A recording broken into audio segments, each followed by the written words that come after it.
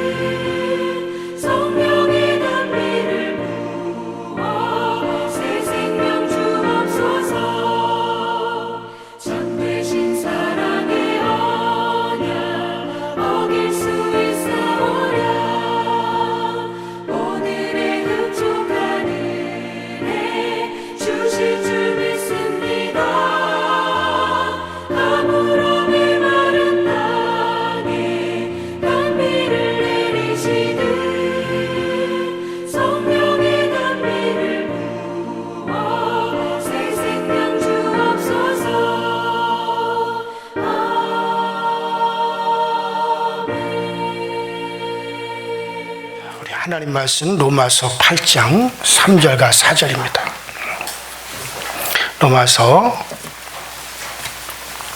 8장 3절과 4절 같이 한 목소리로 합독합니다. 시작. 율법이 육신으로 말미암아 연약하여 할 수 없는 것을 하나님은 하시나니 곧 죄로 말미암아 자기 아들을 죄 있는 육신의 모양으로 보내어 육신의 죄를 정하사 육신을 따르지 않고 그 영을 따라 행하는 우리에게 율법의 요구가 이루어지게 하려 하심이니라. 아멘.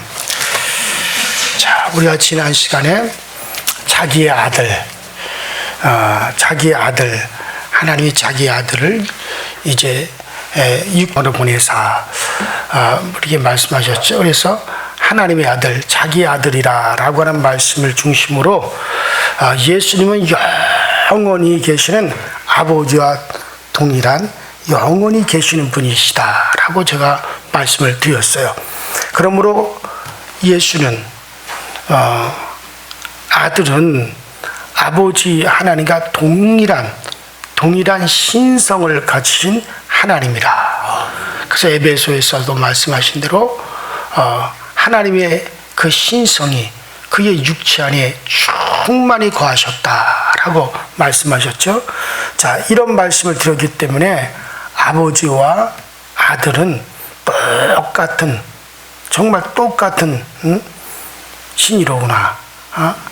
어떤 신이 따로 있는 것이 아니라 하나시다 이거예요. 자, 그렇기 때문에 우리가 잘못 생각하면 그러면은 아버지 따로, 아들 따로, 성령 따로 똑같은 신이 따로따로 있는 것이로구나. 그렇게 생각하겠다 싶어서 제가 삼위일체에 대해서 말씀을 드렸고, 왜냐하면 그렇지 않으면 우리가 삼신론이라고 하는 이단에 빠질 수가 있고, 혹은 양태론이라고 하는 그런 이단적인 논쟁에 휘말릴 수가 있어요. 그렇기 때문에 그 하나님은 세 분이 아니라 한 분이시고, 또 하나이시면서도 또 세 분과 같은 분이시다. 자, 그래서 저는 하나님의 어떤 그 하나님의 존재를 생각할 때 세 분이냐 또는 한 분이냐 하는 어떤 수학적인 문제는 문제로 삼을 것이 없다라고 여러분들에게 말씀을 드렸어요. 셋이라도 한 분같이 계시고 한 분이라도 세 분같이 계시는 분을 하나냐 셋이냐 하고 아무리 그것을 따져보아봤자 이건 아무런 의미가 없겠다라는 생각이 들었기 때문에 여러분들 이렇게 말씀을 드린 겁니다. 삼위일체는 인간의 어떤 이성과 논리를 넘어선 거예요. 이 삼위일체의 신비를 갖다 어떤 인간의 이성적인 논리, 어떤 인간의 어떤 말의 어떤 것으로 합리화를 시키고 또 어떤 개념화를 시키는 건 이건 불가능합니다. 하나님의 존재는 인간의 논란의 대상이 절대 아니에요. 인간의 논란의 대상이 되는 것은 이 세상에 속한 것, 이 세상에 속한 것만 인간의 논리와 논란의 대상이 되어지는 거예요. 인간은 이 세상 물질의 세계 속에서 태어났고 물질의 세계 이상을 접해본 적이 없고, 인간은 100년도 안 되는 짧은 시간을 살아가는 인간이 어떻게 이 물질의 세계를 초월하고 또 영원히 사시는 그 하나님을 갖다가 인간이 어떤 논리로서 설명할 수가 있고 인간의 논리로서 그분의 존재를 왈가불가할 수가 없습니다. 그분은 이 세상에 속한 분이 아니세요. 그래요. 그렇기 때문에 이 세상에 속한 것이 아닌 하나님을 이 세상의 인간의 어떤 연구와 논란의 대상으로 절대 이해할 수도 없고 또 표현할 수도 없습니다. 만약에 이렇게 생각한다면 그것은 인간의 교만이죠. 엄청난 큰 교만이 되어지는 겁니다. 그러므로 우리는 삼위일체 하나님 앞에서 그저 겸손해야 된다라고 말씀을 드렸어요. 그래서 그 하나님 우리에게 비춰준 만큼만 우리가 알고 그 하나님 우리에게 알게 해준 만큼만 우리가 아는 것이지, 인간이 모든 것을 다 알 수 있을 것 같은 마음으로 그렇게 접근해서는 절대 안 됩니다. 그래서 정말 이 삼위일체에 가는 것도 하나님 내게 비춰주세요. 주님이 비춰주시는 만큼 저는 알겠습니다 라고 하는 그런 겸손을 가져야 된다는 말씀을 드렸습니다. 자, 이제 오늘 생각한 말씀으로 우리가 들어가면, 자, 오늘 우리가 읽은 말씀은 곧 죄를 인하여 자기 아들을 죄 있는 육신의 모양으로 보내서 육신의 죄를 정하셨다 그랬습니다. 자, 따라합시다. 죄 있는 육신의 모양으로 보내셨다. 자, 여기서 보면 이게 우리가 놀랍도록 영광스러운 아들, 아버지와 같은, 정말 아버지와 같은 신이신 아들을 아버지께서 세상에 보내셨습니다. 자, 먼저 우리는 여기서 아들을 보내신 분이 누구냐? 아버지라고 하는 점을 우리가 간과하지 말아야 됩니다. 자, 아들을 보내는데 아버지가 주체가 되었어요. 아들도 물론 아버지께 자원하여 이제 순종하신 것이 틀림이 없습니다. 자, 하지만 아들을 보내기로 작정하시고 보내신 분은 누구시냐? 아버지십니다. 아버지가 아주 주도적으로 보내셨습니다. 이뿐만 아니라 그 다음 구절을 보면 그 아들에게 죄를 정하신 분, 그러니까 아들을 정죄하신 분도 누굽니까? 아버지십니다. 마귀가 아들을 정죄한 것도 아니고 어떤 사람이 하나님의 아들을 정죄한 것도 아니에요.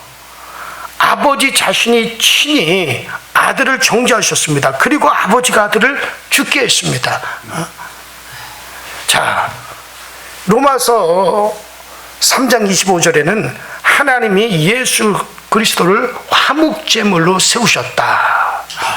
그러니까 아버지가 아들을 제물로, 제물이 되게끔 그렇게 하셨다라고 하는 얘기죠. 또 4장 24절에서는 예수 우리 주를 죽은 자 가운데서 살리신 분이 아버지시다 했습니다. 이것을 볼 때 아버지는 아들을 보내시고 자기는 하늘에 계신 그런 것이 아니라 그 아버지 자신도 아들과 함께 오셔서 아들과 함께 일을 하셨습니다. 우리가 지지난주에 우리가 영화 예배, 그래서 우리가 롯데 시네마에 가서 독생자라고 하는 영화를 봤죠. 거기 보면은 그 아버지의 마음이 하나님의 마음이라는 제목으로 우리가 이제 개봉이 되는데, 거기 보면은 자기 아들 아브라함이 자기 아들 이삭을 그를 끌고 모리아 산까지 제물로 바치는 모리아 산까지 데려간 것도 아브라함 아버지고, 거기서 결박해서 단 위에다가 올려놓고 제물로 잡으려고 했던 것도 아브라함 그 아버지였어요. 그러니까 그 아들 이삭이 행한 것이 아니라, 물론 이삭도 그대로 순종을 했지만 그것을 끝까지 처음부터 끝까지 함께하고, 그리고 제물이 되기도 하고, 또 제단에서 살려서 내려오게 한 것도 다 누가 한 겁니까? 아브라함이 한 거죠. 자, 이게 그 영화가 그러면서 이게 하나님의 마음, 아버지의 마음이다. 그래서 하나님이 마치 자기의 독생자 그리스도 예수를 하나님이 정죄도 하시고, 아버지 하나님께서 그를 제물로 이제 죽게도 하시고, 또 부활하게 하신 것도 그 아버지 하나님이 있죠. 그러니까 예수 그리스도께서 이 땅에 오셔서 홀로 행한 것이 아니라 처음부터 끝까지 다 누가 함께한 겁니까? 아버지가 함께한 거죠. 그래서 아버지의 마음이다. 그 내용이 상당히 영화 내용이 상당히 깊은 것을 심어주고 있어요. 사실은 그것이 우리가 이제 외국 영화를 한글로 번역해서 읽다가 보니까 읽다가 그냥 정신없이 그냥 지나가는 것 같지만은 그게 제목과 그것이 상당히 깊은 내용을 가지고 있는 것을 그 영화에서 그런 걸 참 발견하는데, 어쨌든 간에 끝까지 처음부터 끝까지 아버지가 함께 하셨다는 거죠. 함께 일하신 거죠. 그러니까 아들에게 죄를 정하는 것도 아버지가 하셨고, 제물로 죽게 하는 것도 아버지가 하셨고, 또 그 아들을 부활시키는 것도 아버지가 하셨어요. 이와 같이 아버지와 아들은 늘 함께 계셨습니다. 아버지는 아들과 멀리 떨어져 계신 것이 아니라 자기가 친히 아들과 함께 하시면서 아들의 대속의 그 사역을 주도하셨습니다. 그럼 우리는 아들이 하시는 일은 아버지께서 함께 계셔서 친히 하시는 일이라고 하는 것을 우리가 이제 생각하면 되겠고, 자, 그래서 삼위, 아버지와 아들과 성령, 이 삼위가 늘 함께 하시면서 일하셨다고 말씀드린 바와 같이 아버지는 늘 아들과 함께 계시면서 성령으로 일을 하셨던 겁니다. 자, 아들을 통해서 아버지는 일하고 있는 것이죠. 그래서 예수님께서 뭐라고 말씀하셨습니까? 나를 본 자는 아버지를 보았느니라. 내가 말하는 것은 내 자유로 하는 것이 아니라 내 안에 아버지가 계셔서 말씀하시는 것이다. 우리 주님께서 늘 그렇게 말씀을 하셨어요. 자, 이와 같이 아들이 일하는 것은 곧 아버지가 일하는 것이다. 그런 말씀이죠. 그러니까 예수께서 하신 모든 일은 누가 하신 것이냐? 하나님 아버지가 하신 것이다. 아들은 언제나 아버지를 보여주고 있는 분이에요. 아들은 언제나 아버지를 나타내고 있는 거야. 아들이 하는 말, 아들이 정말 하는 그 모든 행함, 이 모든 것은 다 뭐냐? 아버지를 보여주시는 거예요. 그래서 너희가 나를 본 자는 아버지를 보았거늘 어찌하여 또 내게 아버지를 보이라고 하느냐라고 우리 주님께서 제자들에게 그렇게 말씀을 하셨죠. 자, 그래서 이 삼위일체의 관점을 여러분들 우리는 한시라도 놓치지 않는 것이 중요한 겁니다. 늘 아버지와 아들과 성령, 아버지와 아들, 성령으로 모든 일을 함께 하시고 또 함께 일하신 것을 우리가 늘 인식을 하고 있어야 됩니다. 자, 그 다음에 우리가 생각해야 될 것은 따라합시다. 보내셨다. 자, 죄 있는 육신의 모양으로 정하여 보내셨다. 이 보내셨다. 자, 이 보내셨다는 말씀이죠. 아버지가 아들과 함께 계시면서 아들을 보냈다는 말을 하는 것이 이상하게 들릴지 몰라요. 아니, 늘 아버지와 아들이 늘 함께 계셨는데 무슨 또 아들을 보내셨다는 말을 사용하는가? 이게 좀 이상하잖아요.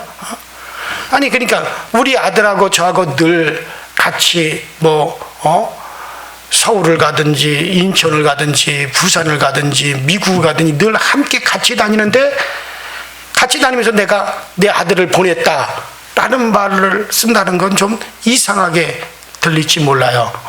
자, 그러나 여기서 그러나 한번 생각해 보시면은 이 보낸다라고 하는 것은 이곳에서 저곳, 한국에서 미국, 서울에서 부산, 이렇게 멀리 공간적으로 보내는 것도 보내는 것이지만은 보이지 않는 하나님의 상태에서, 그러니까 보이지 않는 신의 상태에서 보이는 상태로 나타내는 것도 이것도 보냈다라는 말을 쓸 수가 있다는 거예요.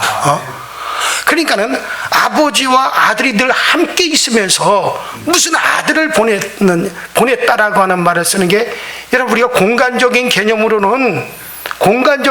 이게 이해가 안 되지만은 그날 공간적인 개념, 하나님은 공간을 초월하신 분이잖아요. 공간적인 개념을 떠나서 하나님은 원래 영이신 하나님, 홀로 동생하시는 아무도 볼 수 없는 홀로 살아계시는 독생하시는 하나님이에요. 그분은 보이지 아니하는 영적인 공간에서 계시는 그런 하나님이 이제 보이는 상태로 나타내신 것도 뭡니까? 보내셨다. 보이지 않는 곳에서 보이는 곳으로 보내셨다. 여러분들 이렇게 이해를 하셔야 돼요. 그러니까는 그러니까 여러분들 공간적인 개념이 아니에요. 그러니까는 제가 어제 말씀드렸잖아요. 요한복음 1장 18절에 보면 아무도 하나님을 본 자가 없으되, 아무도 하나님을 본 자가 없어요. 하나님 볼 수 있는 분이 아니에요. 어떤 형상이 아니시란 말이에요. 그런데 어떤 형상이 아니시고 볼 수 없는 영이신 하나님께서 보이는 또 형상을 가지신 분으로 나타내셨어요. 자, 그러니까 아버지와 아들은 보이지 않는 영원하신 영이신 하나님이신데 그 아들이 어떻게 했어요? 눈에 보이는 형상을 가지시고 인간의 어떤 이런 육신의 모습을 가지고 실제적인 육신을 동정녀 마리아를 통해서 성령으로 잉태되셔서 육신으로 나타나셨단 말이에요. 이것을 가리켜서 우리는 따라합시다. 보내셨다. 그래서 그 보내신 육신으로 나타나신 그 아들과 아버지는 함께 하고 있어요. 그러나 아버지는 보이지 아니하시는 홀로 하나이신 하나님이신데 그 하나님과 함께 계셨던 아들이 드디어 눈에 보이는 모습으로 나타나셨단 말이에요. 이것을 가리켜 어떻게 했다는 따라서 보내셨다. 자, 그렇게 여러분들이 이해를 하시면 되겠고, 자, 그런데 이렇게 보내신 것에 대해서 옛날부터 바르게 믿으려고 하지 않았던 사람들이 있었어요. 이게 뭘 가리켜서 우리는 뭐라고 하냐면 교회사에서는 영지주의라 그래요. 따라합시다. 영지주의. 자, 영지주의 철학의 영향을 받았던 사람들이 바로 그들입니다. 자, 이런 영지주의에 속한 이런 사람들은 그들은 예수님이 육신으로 세상에 오신 것이 아니라고 생각을 했어요. 자, 실제로 사람의 몸으로 이렇게 이게 실제로 우리 이렇게 만질 수 있고 꼬집으면 아프고 느낄 수 있는 이런 몸으로 이렇게 오신 것이 아니라 영으로 나타나셔서 사람의 몸으로 하는 것처럼 보였다는 거예요. 자, 그러니까 이들은 물질은 본래 악하고 하나님은 신은 고통을 느끼지 않는다라고 하는 헬라적인 그런 신비적인 사상을 가지고 있는 사람들이에요. 물질은 본래 악하다고 생각하니까 신이 어떤 이런 물질적인 몸으로 물질적인 사람에 대해 온다는 것은 있을 수 없는 일이다라고 생각을 합니다. 이런 영지주의 철학에 속해 있는 이런 사람들은. 자, 그 다음에 두 번째로는 신은 절대로 고통을 받지 않는다. 그렇게 생각했던 사람들이에요. 자, 그래서 예수께서 육체로 오신 것을 부인했던 거예요, 이 사람들은. 예수님이 십자가에서 고난당하시고 정말 그가 고통당하시고 죽으시고 이 부활한 것은, 자, 신이 나타나서 행한 환영, 영이지만 인간의 모습으로 이렇게 비춰져서 나타나셔서 행한 것이지 실제로 이와 같은 육신으로 오신 것은 아니다. 그래서 예수님이 실제적인 이런 육신으로 오셨다는 걸 부인하고, 하나님이 어떤 영이신 하나님이 사람의 모습처럼 나타나는 것 뿐이다. 그러니까 하나의 영이 환영을 한 거죠. 실제적인 것이 아니라 그렇게 육신의 모양으로 보여진 것 뿐이지, 환영으로 나타난 것 뿐이지, 실제적으로 신이 육신이 되어가지고 이 땅에 오셔서 십자가에 못 박히고 고난당하고 죽고 부활한 것은 아니다 라고 주장하는 그들이 바로 영지주의자들이에요. 이건 아주 예수님 당시부터 있었던 그룹이에요. 이 영지주의는. 자, 그래서 그들이 이렇게 주장하는 것을 가리켜서 신학적인 표현으로 뭐라고 하느냐면, 따라합니다. 가연설. 그래요. 그 가연설이다라고 그렇게 말합니다. 그래서 도스네스티즘이라고 해서 가연설이다. 자, 그러니까 영이 가짜로 사람의 육체의 모습으로 나타나서 십자가에 달리고 부활하고 그렇게 했다. 그러니까 전혀 고통을 당한 것도 아니죠. 실제로 육신이 아니고 어떤 환영같이 영이 나타나서 그런 일을 한 것뿐이고 사람들에게 보여준 것뿐이지, 실제적으로 하나님이 육신을 입고 나타나서 우리에게 고난당하고 고통당하고 육신으로 태어나고 이건 아니다라고 말을 주장했던 사람들이에요. 자, 그런데 이와 같은 사상을 성경에서도 엄히 경고하고 있어요. 경고하고 있어요. 성경에도 엄히 경고하고 그런 경향이 있다라고 하는 걸 성경에서도 엄히 경고하고 있는 내용이 있어요. 자, 우리가 요한일서에 이러한 것에 대해서 이제 엄히 경고하고 그런 경향이 있는 것에 대해서 말씀하고 있는 것을 볼 수가 있는데, 자, 이제 요한일서 4장 1절로 3절에 보면 자, 거기에 뭐라고 하냐면 사랑하는 자들아, 제가 읽을게요. 사랑하는 자들아, 영을 다 믿지 말고 오직 영들이 하나님께 속하였나 시험하라. 많은 거짓 선지자가 세상에 나왔습니다. 하나님의 영은 이것을 알지니 곧 예수 그리스도께서 육체로 오신 것을 신하는 영마다 하나님께 속한 것이요, 예수 그리스도께서 육체로 오시는 것을 신하지 아니하는 영마다 하나님께 속한 것이 아니니 이것은 곧 적그리스도의 영이니라. 이것은 사도 요한이 기록한 거죠. 그러니까 벌써 그 사도 요한 시대에 사도 요한이 예수님 이후에도 100년 이상 살아 있었단 말이에요. 그러니까 사도 요한이 왜 이런 얘기를 했느냐면 벌써 이 시대 때 예수님은 실제로 육신으로 오신 분이 아니다. 그러나 하나님이 육신으로 실제로 이 세상에 태어나셔서 고난당하시고 인간이 죽듯이 그렇게 죽고 처참하게 고통당하고 그렇게 죽고 부활한 것이 아니다. 그것은 바로 하나님이 영이신 하나님이 그런 육체의 모습의 영으로 잠깐 나타나셔서 그 일을 하고 딱 사라진 거다. 그래도 육신이 아니라 영이 어떤 환영처럼 나타나서 그 일을 한 것이다. 이렇게 주장을 했단 말이죠. 그래서 벌써 사도 요한 시대 때 그런 것을 주장하는 자들이 있어서 요한이 이것을 경고를 했다는 거예요.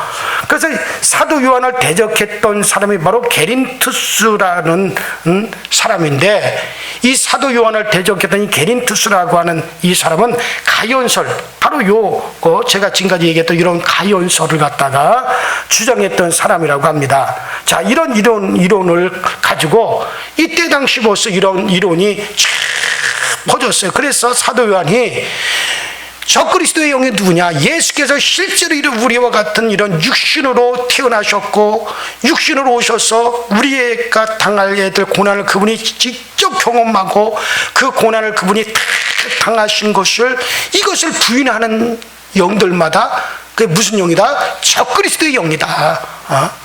이것으로 너희들은 분명히 알아. 적그리스도의 영이 뭐냐? 예수께서 육신으로 오신 것을 부인하는 영들마다 적그리스도의 영이다. 이거 신하지 않는 자들이 적그리스도의 영이다라고 이 바로 주님의 제자 사도 요한이 강력하게 그것을 주장했던 거죠. 자, 그래서 어쨌든 간에 이런 벌써 이론이 이후에는 이집트 알렉산드리아에 영향을 미쳤어요. 이집트. 그래서 알렉산드리아에서 이들은 하나님이 완전한 사람이라고 하는 것을 믿지 않는 단성론이라고 하는 것에 그들이 또 이제 이론을 주장을 했습니다. 제가 지금 중세 신학적인 얘기를 제가 쭉 얘기를 하는 것은 여러분들도 이런 것들이 있었구나라고 하는 걸 좀 그냥 듣고 넘어가시라는 뜻으로 말씀을 드리는 거예요. 이 단성론, 이것은 그리스도는 사람의 인성을 가진 것이 아니라 신성만을 가지셨다. 이 사람의 죄악된 이런 사람의 인성을 그리스도는 가진 적이 없고 그분은 처음부터 끝까지 있는 신성만 가졌다는 이론이죠. 그래서 이 이집트 알렉산드리아에는 수도원이 많이 있죠. 지금도 성지순례 가면 그런 알렉산드리아 수도원들을 사람들이 봅니다. 그런 광야, 사막 같은 데 수도원을 지어놓고 그 수도원에서 철저히 세상과 단절되게 수도 생활을 했던 그런 수도자들이 참 많았어요. 이들이 수도 생활을 하면서 이제 그것을 주장을 했는데, 왜냐하면은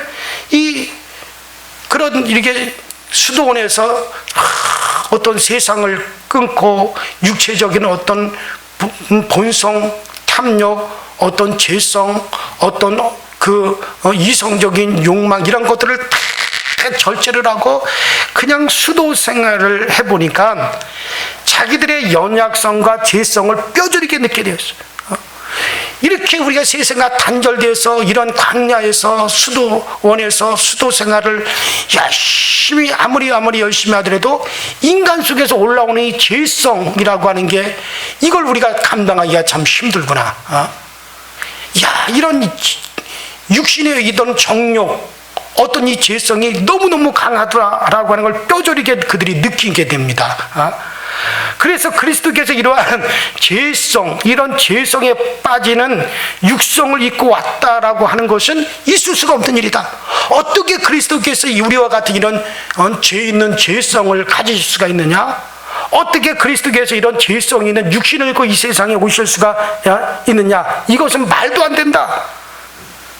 그렇게 생각해 되었던 것이고, 그래서 그들을 수도사들이 뭘 받아들였느냐? 가연서를 받아들인 거예요.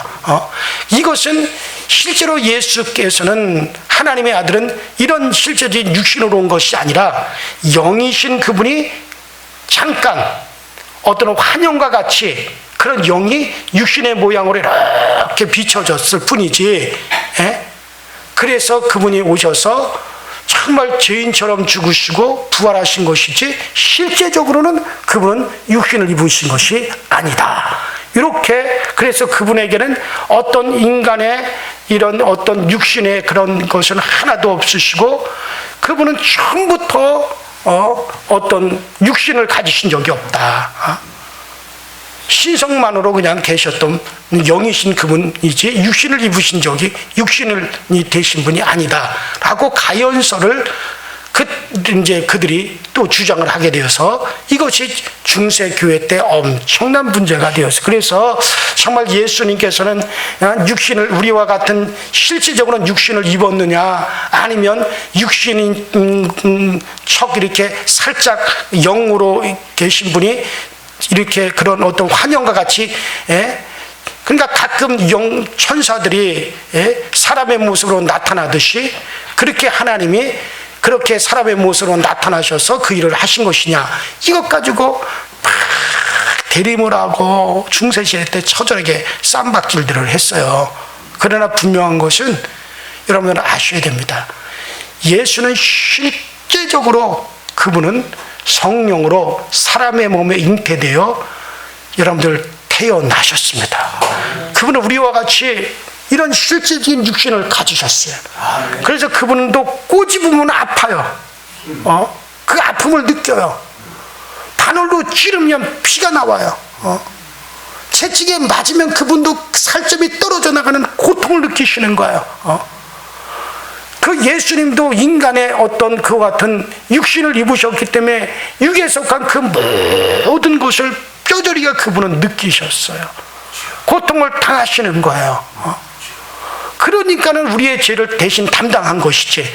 여러분들 보세요. 예수님의 육신이 무슨 뭐 스펀지 모양 같이 되어가지고 말이야, 아무리 여기다 못질을 하고 대못을 박아도 아무런 감각도 느끼지 않고 아픔도 느끼지 않는다면 그것이 어떻게 우리의 죄를 담당한 것이 되느냐 말이에요. 우리의 죄를 담당하시고 우리의 죄값을 지불하시려면 실질적으로 아픔을 느끼셔야 되고 고통을 느끼셔야 되고 고난을 당하셔야 되고 처절하게 절규하셔야 되는 거예요. 그래서 예수님께서는 처절하게 그분은 십자가에서 절규하셨어요. 그 아픔과 그 고통을 그대로 다 느끼셨고, 그래서 주님께서도 십자가를 지시기 전날에 아버지여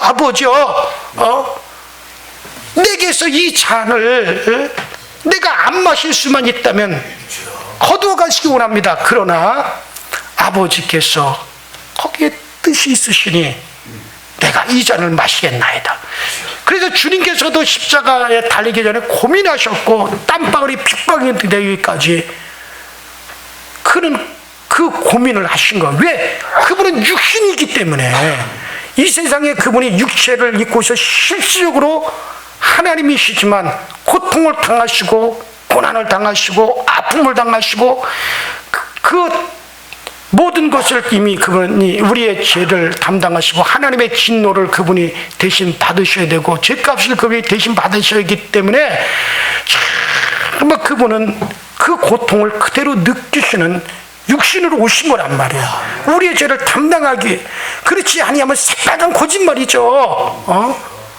어떻게 고통도 느끼지 아니하고 여러분들 우리의 죄를 담당했다고 하실 수가 있겠어요? 예수님은 실제적으로 우리와 똑같이 아픔을 당하시고 고통을 당하시는 육신을 입고 오셨습니다. 고난을 당하셨어요. 자, 그래서 하나님의 아들은 실제로 육신으로 오셔서 우리를 체휼하셨다는. 자, 히브리서 4장 15절 개역성경 히브리서 4장 15절에 보면, 자, 우리의 연약함을 체휼하셨다, 경험하셨다, 그렇게 나와 있죠. 자, 그래서 그는 우리의 연약함, 우리를 체휼하지 아니하신 분이 아니요 모든 일에 한결같이 우리를 그분은 체휼하시고 우리와 같이 시험을 받으시고 고난을 당하셨다 그랬어요. 따라서 체휼하셨다. 체휼이라고 하는 건 뭡니까? 그것을 그대로 경험하셨다는 거예요. 예를 들어서 아기를 낳아서 해산해 본 여인이 해산하는 여인의 고통을 알아요. 그래서 누가 애를 막 낳을 때 고통을 당하면 손잡고 아이고 얼마나 아플까, 얼마나 힘들지 내가 다 알아. 얼마나 아픈지 내가 다 알아. 그러나 참아야 돼. 어떻게 하든지 애를 낳아야 돼. 막 손잡고 위로를 해주고 손잡고 막 그러죠. 알아니까 그 실제로 자기가 경험을 해봤어. 애 낳을 때 살이 찢어지고 뼈가 으스러지는 것을 자기가 경험을 했기 때문에 내가 안다. 얼마나 네가 고통스러운지 내가 안다고 이해하고 받아주고 옆에서 도울 수가 있는 거예요. 이런 걸 가리켜 뭐라고 합니까? 체휼이라 그런 거예요. 나도 똑같은 걸 경험했다는 거죠. 체휼했다. 자, 그런데 예수님은 그분은 우리 인간을 갖다 어떻게 했다 그랬어요? 체휼하셨다. 우리가 당하는 아픔과 같은 아픔, 우리 인간이 당하는 고난과 같은 고난을 그대로 그분이 당하셨다는 거예요. 그래서 체휼하셨다. 그래서 우리를 안다는 거예요. 우리 인간들과 같이 시험도 당하셨고 우리 인간들과 같이 그런 죄 있는 육신으로 오셔가지고 고난도 당하셨고 인간의 시련과 고난이 또 시험이 유혹이 어떤 것인가 또 그분은 다 아셨기 때문에 여러분과 나를 아시는 거예요. 여러분과 나를 이해하시는 거예요. 그리고 우리의 연약함을 불쌍히 여겨주시는 거예요. 우리가 시험을 당하고 유혹을 당할 때 그것을 우리 주님께서 이해하시고 우리를 불쌍히 여겨주시는 거예요. 하나도 우리와 같은 경험은 안 하시고 그리고 우리를 안다라고 하시질 않나요. 그리고 우리를 긍휼히 여기시겠다는 것도 아니에요. 한결같이 우리와 똑같이 시험을 받으시되 그러나 죄인은 없이 있으시도다. 여러분들 그렇게 히브리서 4장에 말씀하고 있잖아요. 그러므로 여러분들, 자, 예수님께서는 신성으로 충만하시는데 그 신성으로 모든 질성을 이기고 육신의 그 모든 것을 극복하셨던 거지. 예수님도 그 육신을 가지고 있을 때 육신의 배고픔도 느껴서 막 먹고 싶은 욕망도 있으셨고, 그런 육신으로 있을 때 고달파서 잠자고 싶고 쉬고 싶은 그 같은 것이 있어도 그분은 정말 신성으로 그 모든 것을 이기시고 성령으로 이기시고 그리고 밤이 맞도록 기도도 하시고 이른 새벽에 나가가지고 그분은 말씀을 전하시기도 하신 거지. 뭐 그분은 뭐 고단한 줄도 모르고 배고픔도 모르고 그런 게 아니었단 말이에요. 한결같이 우리와 똑같이 연약함을 가지고 오셔서 우리를 담당하신 거예요. 그래서 자, 여기서 아들을 지있는 육신의 모양으로 보내셨다. 그리고 실제로 그가 고통을 느끼고 당하셔서 죄값을 지불하시고 우리를 치유하셨기 때문에 여러분을 알고 나를 알고 우리를 사랑하시는 거예요. 성령이 준 거는 그대로 하나님의 아들을 곧 사람으로 보내셨다는 걸 믿으시기 바랍니다. 이것을 믿지 아니하는 영마다 적그리스도의 영이라고 사도 요한은 강하게 말씀하고 있습니다. 그렇기 때문에 오늘도 여러분들 이해하시고 여러분들의 시련 당하는 것도 고난 당하는 것도 아시는 주님 앞에 우리가 아뢰면 주님은 들으시고 우리를 알고 우리를 도와주시는 겁니다. 그 주님 앞에 우리의 연약함을 다 그대로 기도로 아뢰세요. 여러분의 부족한 것을 기도로 아뢰세요. 여러분이 시험을 당합니까? 여러분들 어떤 유혹을 당합니까? 아뢰세요. 그분은 알아요.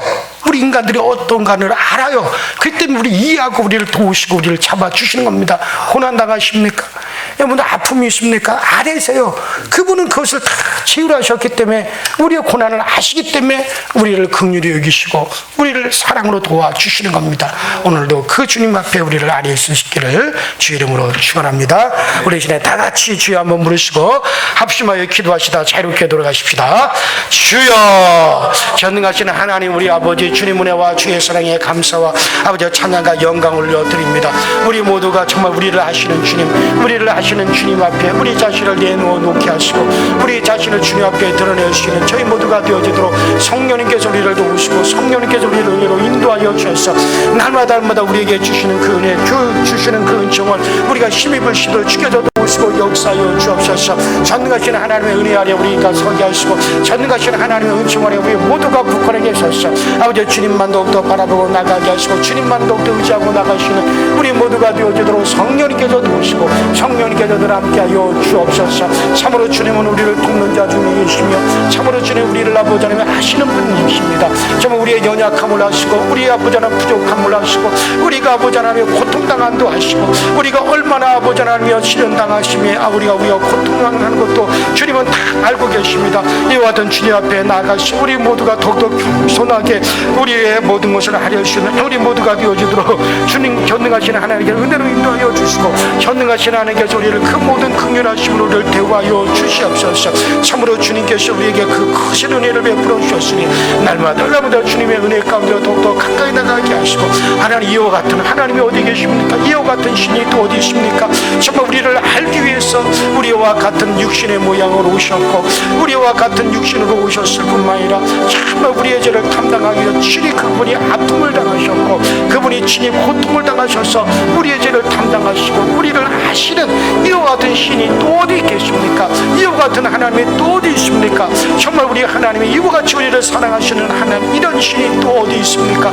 그러므로 우리가 정말 이와 같은 하나님을 알고 이런 하나님 우리가 모셨고 이런 하나님이 나의 하나님이 되고 이런 하나님이 나의 영원하신 주님이 되시고 우리에게 영생을 주시는 그분인 것과 그분이 바로 아버지 영원히 우리에게 나타나셔서 우리에게 보이시고 또 영원히 보이시는 분으로 영원히 우리와 함께 하시고 영원히 우리를 도우시고 영원히 우리를 인도하시고 영원히 우리에게 그 생명을 주시고 영원히 우리와 사시는 그 하나님이 아버지 이와 같은 신인 아버지 하나님이 없습니다. 그러므로 우리는 모두 정말 그 하나님을 더욱더 의지하고 그 하나님을 더욱더 사랑하고 그 하나님을 더욱더 우리가 높이며 정말 그 하나님께서 우리에게 아버지 나타나신 주 예수 그리스도 영원한 우리의 주인을 우리가 바라보고 살아갈 수 있는 우리 모두가 되어지도록 성령님 항상 우리를 도우시고 성령님 항상 우리에게 그 은혜를 베풀어 주시며 성령님 항상 그 은혜와 은총 가운데 우리가 거하시도록 도와 주시옵시고 그러기에 우리가 주를 사랑하며 그러기에 주님을 우리가 아버지 더욱더 악망합니다.